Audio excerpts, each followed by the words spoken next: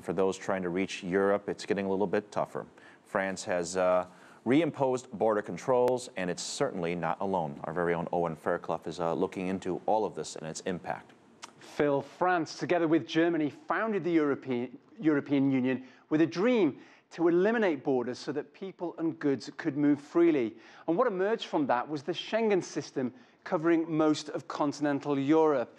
Now, if we take a look at the Schengen system across Europe, you can see it dominates most of continental Europe.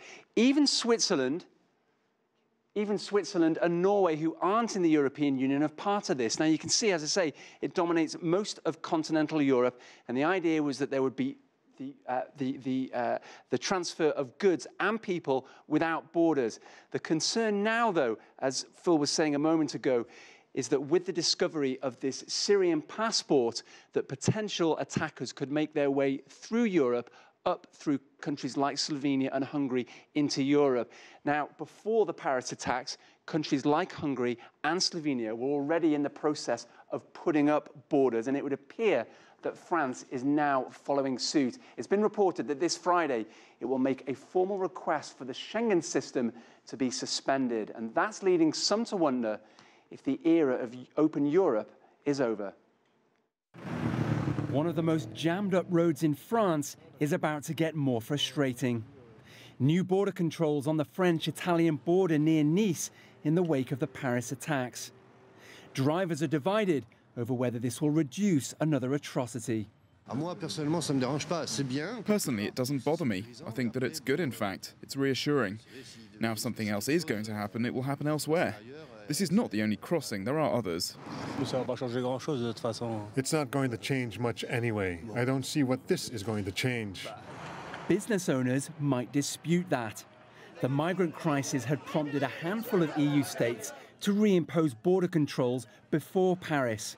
Slovenia, the latest, laying razor wire along its frontier with Croatia. Dutch road haulage leaders estimate the cost to their country alone from border controls like this would be more than $500 million a year. Analysts think such obstacles mean losing competitiveness and ultimately raising costs.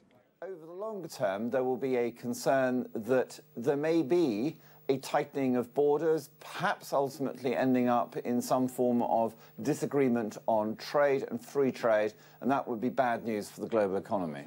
The border control issue was already feeding the far-right National Front as it becomes a serious force in French politics.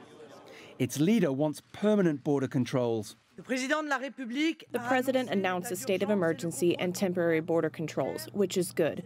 But regardless of what the European Union says, it is essential that France regains control of its borders once and for all. Without borders, there is no protection or security. The EU says member states reimposing border controls remains an exception and last resort. It was the first resort for France in this crisis, and the growing concern now is that this becomes the norm.